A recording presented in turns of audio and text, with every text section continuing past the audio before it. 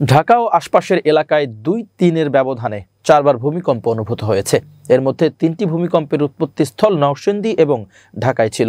শুক্রবার ২১ নভেম্বর সকালে একটি এবং শনিবার ২২ নভেম্বর দিনের বিভিন্ন সময়ে ৩টি ভূমিকম্প হয়, যার ফলে জনমনে উদ্বেগ বাড়ছে।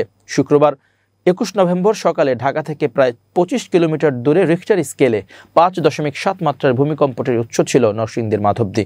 উৎপত্তিস্থলের গভীরতা ছিল ভূপৃষ্ঠ থেকে ১০ কিলোমিটার গভীরে। ভূপৃষ্ঠ থেকে উৎপত্তিস্থলের গভীরতা যত কম হবে তত বেশি ঝাঁকুনি হবে। এদিনের ভূমিকম্পের তীব্রতা ছিল স্মরণকালের মধ্যে সবচেয়ে বেশি। তীব্র ঝাঁকুনিতে কেঁপে ওঠে ঢাকা সহ বিভিন্ন অঞ্চল। এই ভূমিকম্পের ঘটনায় শিশুসহ ১০ জন নিহত হন, আহত হন ৬ শতাধিক মানুষ। এদিকে কলম্বিয়া বিশ্ববিদ্যালয়ের এক গবেষণা গঙ্গা ও ব্রহ্মপুত্র অববাহিকায় একটি গোপন ভূচুক্তি শনাক্ত করা হয়েছে, যা বাংলাদেশের ৯ মাত্রার ভূমিকম্প হতে পারে বলে হুঁশিয়ারি দিয়েছেন বিশেষজ্ঞরা।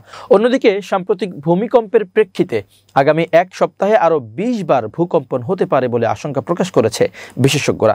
ভূমিকম্প বিশেষজ্ঞ ও বাংলাদেশ প্রকৌশল বিশ্ববিদ্যালয়ের পুরকৌশল বিভাগের অধ্যাপক মেহেদী আহমেদ আনসারি বলেন, ২ দিনে ৪বার ভূমিকম্প অনুভূত হয়েছে। এক সপ্তাহের মধ্যে আরও ২০ বার এমনটি হতে পারে। যদি ৫.৭ মাত্রার চেয়েও বড় কোনো ভূমিকম্প হয় তাহলে স্বল্প সময়ের মধ্যে ভয়াবহ দুর্যোগ হতে পারে।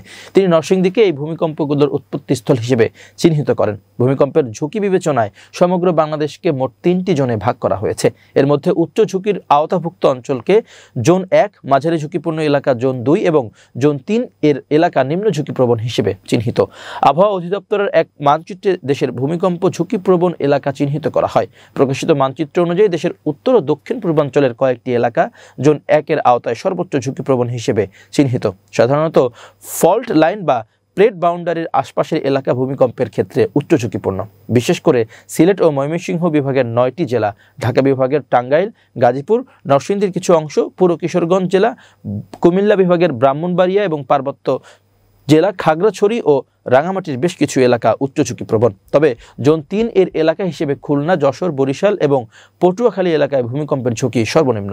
প্রাপ্ত পরিসংখ্যানে দেখা যায় ১৯৯৬ থেকে ২০১৫ সাল পর্যন্ত দেশে অন্তত ৫ দফা বেশ জোরালো ভূমিকম্প অনুভূত হয়। এর প্রায় সবগুলোর উৎপত্তিস্থল ছিল সিলেট, মৌলভীবাজার, রাঙামাটি, বান্দরবান এবং কক্সবাজার এলাকা। ফলে ভবিষ্যতে এসব এলাকায় আরও বড় ধরনের কম্পনের আশঙ্কা রয়েছে। এছাড়া ভারতের উত্তর পূর্বাঞ্চলীয় রাজ্য আসাম ও মেঘালয়ের সীমান্ত সংলগ্ন সিলেট, ময়মনসিংহ অঞ্চলকে উচ্চমাত্রার ঝুঁকিপ্রবণ হিসেবে চিহ্নিত করা হয়। সংশ্লিষ্টরা বলছেন, বাংলাদেশে চারপাশে ভূমিকম্পের ৫টি উৎপত্তিস্থল চিহ্নিত করা আছে। এর একটিকে বলা হয় প্লেট বাউন্ডারি, যেটা মিয়ানমার থেকে নোয়াখালী পর্যন্ত। এছাড়া প্লেট বাউন্ডারি ২ নোয়াখালী থেকে সিলেট এবং প্লেট বাউন্ডারি ৩ সিলেট থেকে ভারতের দিকে চলে গেছে। অন্যদিকে ময়মনসিংহের হালুয়াঘাট এলাকায় ডাউকি ফল্ট এবং মধুপুর ফল্ট রয়েছে। এগুলোই ভূমিকম্পের উৎপত্তিস্থল।